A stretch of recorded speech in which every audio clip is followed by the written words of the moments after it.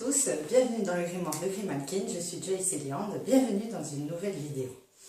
Alors au sommaire de cette vidéo, un petit DIY couture, parce qu'on me l'a réclamé dans les commentaires, et que ça fait un petit moment que je n'ai pas fait de vidéo, et là je vais vous en faire plusieurs à la fois, donc ce sera la première de ce cycle.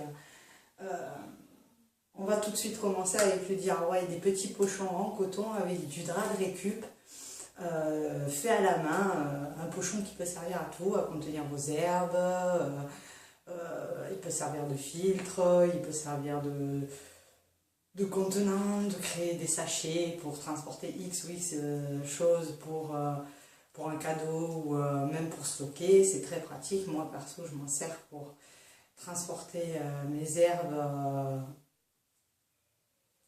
quand je dois faire une cérémonie à l'extérieur. Donc tout de suite, commençons le DIY. Alors, pour ce DIY de pochon fait main, donc à la fin ça donne quelque chose comme ça, avec un petit cordon pour resserrer, tranquille, bien serré. Puis ça fait petit pochon bien et tout. Vous pouvez vous en servir pour faire des pochons de protection individuelle. Décidément, je ne vais pas y arriver, même si je connais mon texte par cœur. Donc c'est très pratique pour les pochons individuels et des choses comme ça, pour protéger les amulettes et des choses comme ça. Enfin, en général, un pochon blanc, c'est toujours pratique. Alors là, moi j'ai cousu en noir pour bien vous montrer la différence. Alors, un vieux drap de récup, un vieux drap déchiré de l'armoire de mamie, ou les vieux draps jaunes qu'on n'arrive plus à enlever les bandes de jaune justement de l'armoire de mamie. Donc vous allez avoir besoin de ça dans un premier temps, d'une paire de bons ciseaux, histoire de couper net, de la ficelle, mais si vous avez du ruban, pour faire le fermoir, voilà. Là j'ai pris la ficelle parce que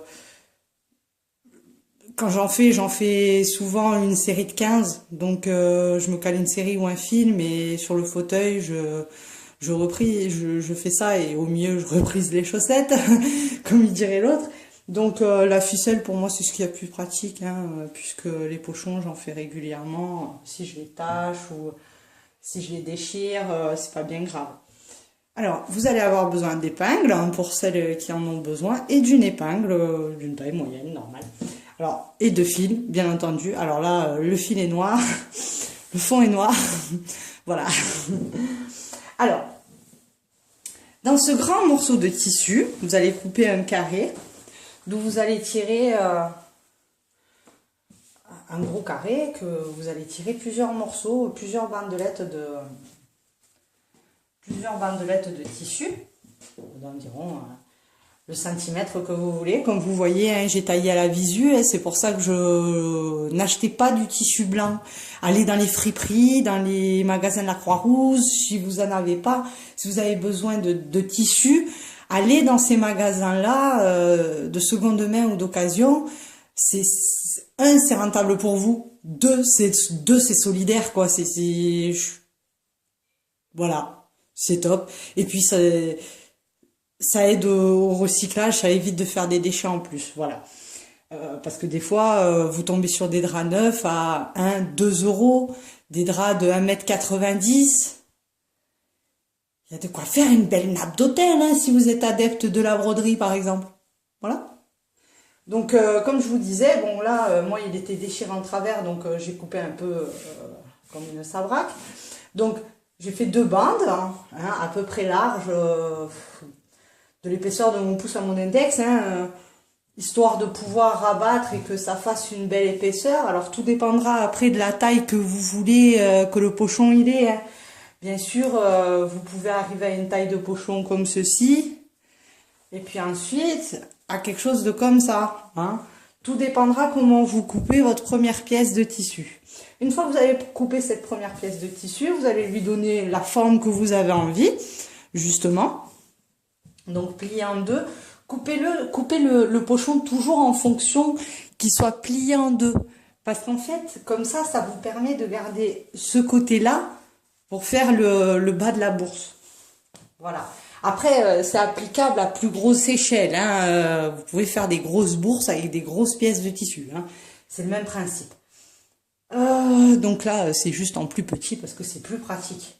Donc là, vous avez votre pièce. Bon, moi, là, ça fait un grand truc, bien rectangle, bien machin, bien ci, bien mi. Hein. J'ai coupé à peu près pour que ce soit propre et à peu près droit. Parce que comme ça aide pour la couture. Alors, je ne sais pas si vous voyez bien. Hein, ils sont à peu près superposés l'un sur l'autre. Hein, parce qu'on va venir coudre une partie, une autre partie ici. Et on va venir coudre le coulissant. Hein, donc, il faut quand même que vous gardiez une épaisseur quand même, hein, une largeur, une certaine largeur. Pour les prochaines étapes, vous allez voir. Donc, une fois que vous avez fait ça, vous prenez vos petites épingles. Hein, comme là, sur mon petit coussin. Vous prenez vos petites épingles et vous venez rabattre. Hein, je vais vous le montrer sur celui-là. Vous venez rabattre, allez, hop, une épaisseur de phalange, hein, à peu près droit. Vous essayez de marquer bien. Hein. Vous venez prendre votre épingle et vous venez agrafer le petit rempli. Voilà, comme ceci. Je ne sais pas si je vous l'ai pas fait un peu de loin. Hein. Donc, vous repliez bien la phalange. Vous coincez bien l'intérieur du tissu et clic, clac, merci Kodak. Voilà. Donc, vous faites ça jusqu'à la fin pour créer votre rempli. Hein. Hop là, vous en mettez deux, ça ira très bien. N'allez pas vous piquer. Hein. Voilà. Donc, une fois que vous avez disposé vos épingles sur les remplis, attention, hein, vous devez laisser à l'intérieur la bouche. Hein. La bouche du sac. Hein. Donc, une fois que vous avez fait vos petits remplis, avec vos épingles, tranquille, vous venez ficher une épingle sur le côté et une épingle de l'autre côté. Comme ça, au moins, vous avez l'effet, comme je disais tout à l'heure, un peu bourse. Hein. Vous avez le ventre, le contenant. D'accord? Bon. Une fois que vous avez fait ceci, vous avez fait votre petite épingle, on arrive à la partie technique. Alors là, j'ai préparé 2 épingles d'avance.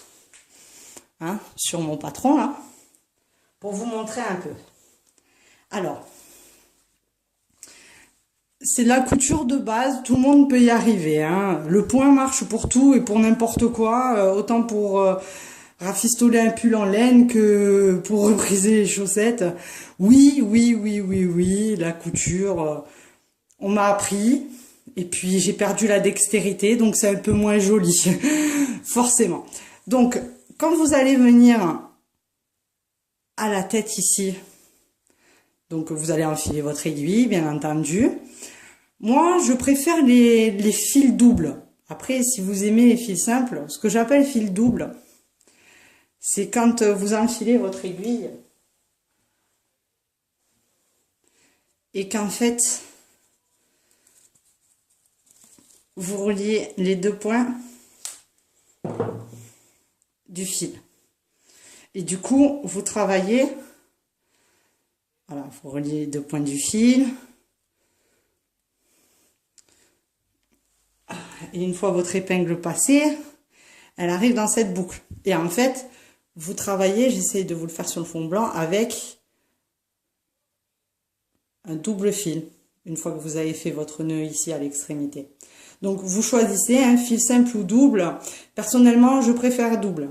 Hein, mais faites attention à bien tirer les fils progressivement dans la maille du tissu. Vous allez comprendre ce que je suis en train de vous expliquer si vous n'êtes pas adepte de la couture. Désolée, j'ai touché très bien. Donc voilà, vous prenez votre fil double, vous faites votre petit nœud là au bout. Hein. Vous prenez votre rempli de face, hein, de devant vous. Vous fichez votre épingle tout droit et vous venez la rabattre de ce côté. Et à chaque fois, pareil, dans un mouvement fluide, hein, Voilà, vous voyez, ça fait des petites boucles là.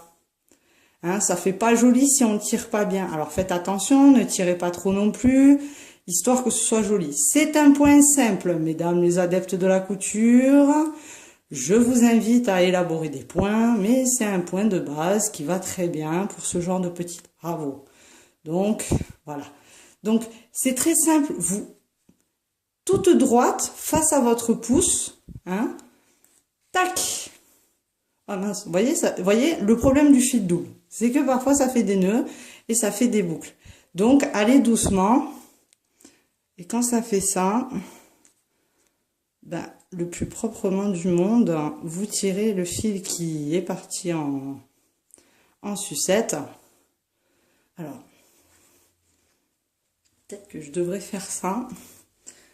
Vous verrez peut-être mieux si je fais comme ça. Voilà, tac. Donc, toute droite, là, vous prenez un tout petit peu, vous passez pas dans votre fil parce que ça va faire un autre genre de point. Vous passez sous votre fil et normal, vous avancez tranquillou, tout doucement. C'est pour ça que je dis, il faut le regarder en regardant un truc, genre, il faut faire ça devant, genre, non, n'allez pas vous abrutir devant les téléréalités, ce serait stupide. Mais voilà, devant YouTube, en regardant ma chaîne, je vous en prie, prenez votre petit pochon, prenez votre petit morceau de toile ou de tissu et allez-y, faites-vous plaisir. Bon, ça part un peu en noix parce que du coup, je me déconcentre sur ce que je vous dis. Donc, vous partez tout droit, hein, on a compris, hein, le petit nœud, il est là.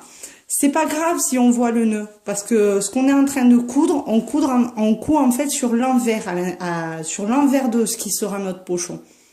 Oui, comme ça au moins on est sûr qu'on fait pas un côté à l'endroit, un côté à l'envers, on se trompe pas, machin et tout. On peut laisser les têtes de fil, ce que j'appelle les têtes de fil comme ça, c'est pas dérangeant, vous voyez. Voilà, c'est pas dérangeant parce que ce sera l'intérieur du pochon, encore une fois. Donc, une fois que vous avez fait votre petite couture, vous venez finir ici, hein, tranquillement. Et ce que je vous conseille pour finir, pour que ce soit joli, alors surtout, faites pas l'erreur, cousez-le, hein, séparément, hein, ou faites bien ouvrir la bouche si vous avez utilisé les épingles, parce que moi j'utilise pas d'épingles. Mais si vous utilisez les épingles pour plus de sécurité, faites en sorte de pas boucher là, parce que sinon vous allez vous coudre. Il faut coudre le rempli jusqu'à la fin, mais il faut pas le coudre à son voisin. Attention. Donc cousez les deux remplis à leur base. Voilà, j'essaye de montrer bien les deux remplis à leur base, ici et ici. Comme vous voyez, pour que ça fasse bien l'effet un peu coulissant, voilà, bien coulissant, avec la cordelette ou le ruban que vous allez utiliser. Ça sert aussi pour les pochons de cartes, il vous suffit de prendre la mesure des cartes, comme ça vous pouvez faire des pochons personnalisés. Voilà, c'est histoire de faire le coulissant. Donc là, on arrive à la fin de notre coulissant. Hein, on le prend bien de droit, comme ça, normal, hein, on recommence, comme tout à l'heure, bien droit. Après, si vous prenez du fil blanc, ce sera moins visible, hein. Voilà, et pour le dernier point, ce que vous allez faire, c'est attendre que la boucle elle se fasse. Là, par contre, vous allez passer votre fil à l'intérieur, et ça va faire une boucle. Comme ça va faire un nœud, vous allez pouvoir le serrer. Pour plus de sécurité, moi j'en fais toujours un deuxième. Tac. On prend la boucle qui reste, on passe dedans, on tire bien, on serre. Et voilà, votre premier rempli est terminé. Voilà, et ça donne quelque chose comme ça.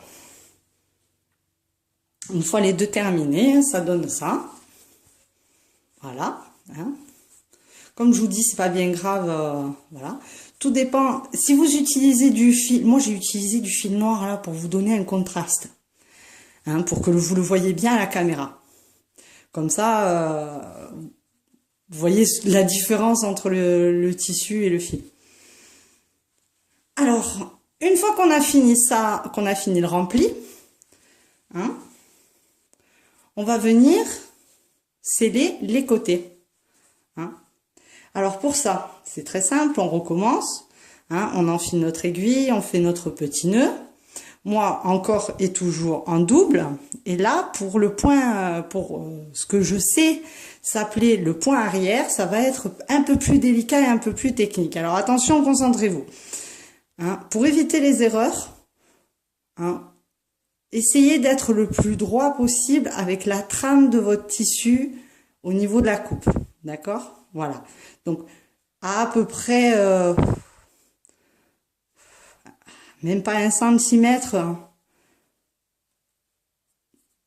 du côté scellé, du côté plié, vous allez planter votre aiguille, faire votre nœud, faire, attention parce que ça devient plus technique, à côté de, oh là, je veux pas que ça, voilà, à côté de la sortie de votre fil, vous venez planter une deuxième fois votre aiguille pour faire votre premier point de départ. Ouais, je pars en noir. Bon, je vais essayer d'être droite. Voilà, pour venir faire votre point de départ. Comme ça. Alors, ce qu'il y a de rigolo avec le point arrière, c'est que ça va faire un point large et un point petit. Une fois que vous avez fait votre point de départ, vous venez planter votre aiguille un bon ongle, quoi, hein, un bon ongle, on va dire, et à la moitié de cette distance que vous avez décidé de faire avec votre aiguille, vous venez la replanter. Ainsi, ça créera une boucle arrière. Vous allez voir. Tac, tac. Hop là, voyez?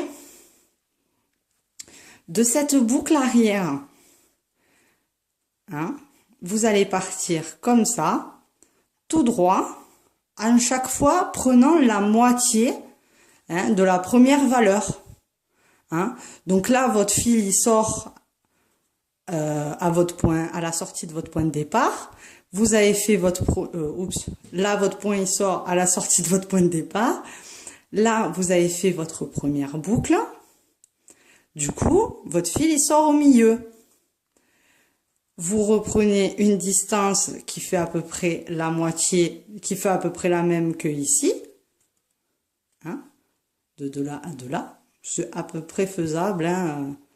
Hop, et vous venez sortir votre aiguille juste devant la... Juste au niveau de...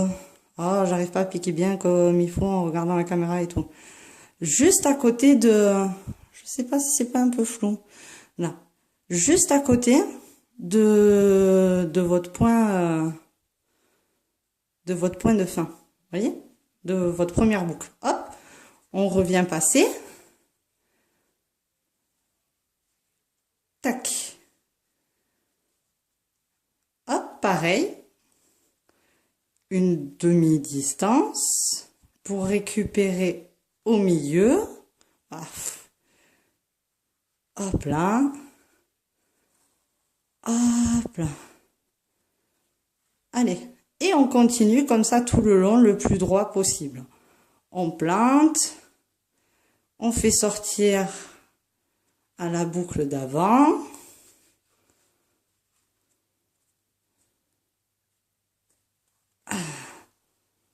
Et on tire tranquillement. Et ce, ben, jusqu'à ce que vous arriviez ici. Donc, une fois que vous avez terminé cette bande-là, vous attaquez cette bande-là avec la même méthode. Donc là, ben, je vais planter celle-là, je vais prendre celle-là et je vais vous refaire une démonstration du point avant. Comme ça, du premier point. Du premier point du point arrière, voilà. Donc, à peu près à une distance certaine de la pliure, Vous plantez. Vous faites glisser votre nœud. De suite après, au plus bas de la pliure, vous venez hop, au niveau, voilà, au niveau de votre nœud qui est sorti, vous essayez de faire sortir votre aiguille de l'autre côté, celle qui ira au près de la pliure. Tac. Faites sortir celle-là. Voilà. Là, vous avez votre premier point de départ. Tac, tac. Vous allez vers la pliure. Et là, maintenant, on va remonter vers l'arrière comme tout à l'heure. Tac. Vous faites, vous vous dites que là,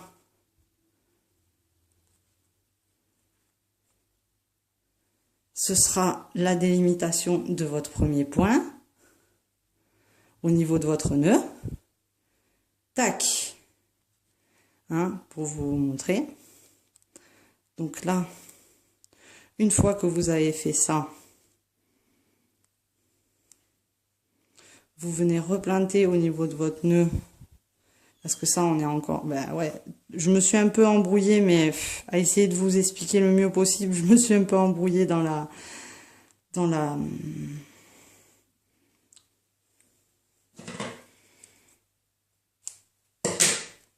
narration.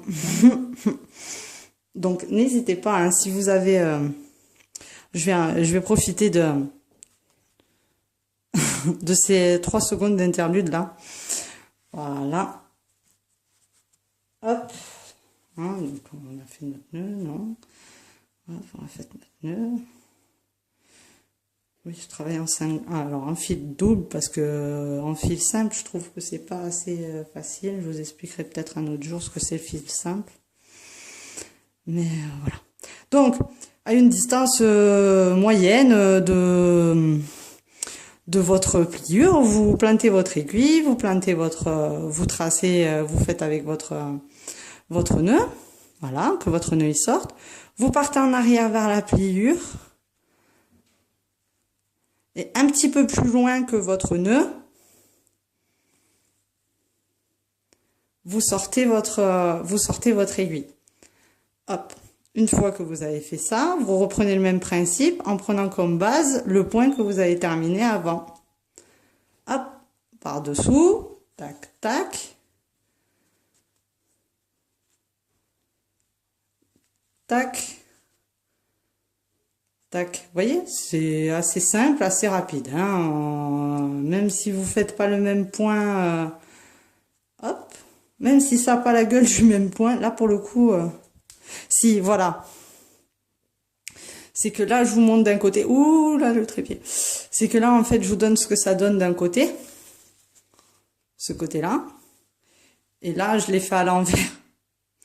J'ai pas commencé du même côté. Donc, vous voyez, ça fait à peu près pareil. Donc là, vous avez une couture et là, vous avez une couture. Tac. Hop, on continue de la base du point précédent.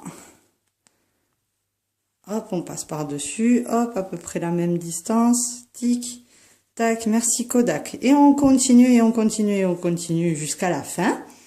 Jusqu'ici, vous faites tout le long en suivant un maximum. Alors, on vous demande pas de faire de la grande broderie, les filles, les gars, les gens. On vous demande pas de faire de la grande broderie. Hein. C'est des sachets pochons à tout faire. Hein. Voilà. Donc, bien sûr, si vous voulez faire vos pochons de cartes, après, comme j'expliquais tout à l'heure, on le fait sur l'envers du dit pochon. Donc, à la rigueur, la concordance des points, on s'en fout un peu. Si vous utilisez pas comme moi, parce que comme je le disais tout à l'heure, c'est par esprit de contraste sur le tissu que j'utilise du fil noir. Et voilà. Donc, vous venez, pour que vous le voyez mieux, donc vous venez compléter votre pochon de ce côté et de ce côté avec ce petit point. Et une fois que vous avez fini ça, ça devrait vous donner quelque chose comme ça. D'accord? Voilà. Et à ce moment-là, vous allez le retourner. Bien comme il faut. Tac. Et tout de suite, ça a meilleure gueule. Donc, si vous avez des tissus imprimés ou quoi, faites gaffe. Faites-le sur l'envers du tissu. Alors, Une fois que vous avez fini avec toute la partie couture et que vous en êtes à mettre le petit ruban, petite astuce, utilisez une épingle à nourrice, plantez l'épingle à nourrice, fermez-la, faites glisser l'épingle à nourrice dans le premier coulissant, ensuite dans le deuxième, hop, faites un nœud, tirez, ouvrez, faites ce que vous voulez. Voilà, alors tout dépend, là j'en ai pas sur moi, j'ai pas pensé à la mettre, elle m'est venue qu'après que j'avais l'épingle à nourrice, j'avais utilisé l'épingle à nourrice pour mettre la corde dedans. Mais bon, c'est pas grave, vous savez ce que c'est qu'une épingle à nourrice. Voilà, et ben cette vidéo est terminée, à tout de suite pour la fin. Et donc voilà, cette petite vidéo DIY pochon en coton à tout faire et à tout contenir, du coup, est terminée. Merci d'avoir regardé la vidéo jusqu'à la fin. Si ça vous a plu, n'hésitez pas à lâcher un pouce bleu, à vous abonner si ce n'est pas encore déjà fait, à activer la cloche de notification pour avoir toutes les news sur mes nouvelles vidéos. Petit aparté avant qu'on se quitte et qu'on se fasse un gros bisou. Normal, si vous me voyez avec plusieurs vidéos d'un coup avec les mêmes fringues, c'est parce que pendant un temps, j'ai pas pu tourner. Du coup, j'ai dû tourner tout d'un coup. Donc, j'ai mis pas mal de... Je m'excuse auprès de mes abonnés d'ailleurs du temps que j'ai mis entre certaines vidéos. Mais pour ceux qui le savent et qui me suivent sur Facebook, j'ai déménagé et au milieu, il y a eu beaucoup de choses bizarres et du coup, j'ai pas pu me consacrer à la chaîne. Donc, je vais essayer de faire plus régulièrement des vidéos, promis. Sur ce, je vous fais des gros bisous et je vous dis à très vite pour un nouveau DIY. Bisous, bisous!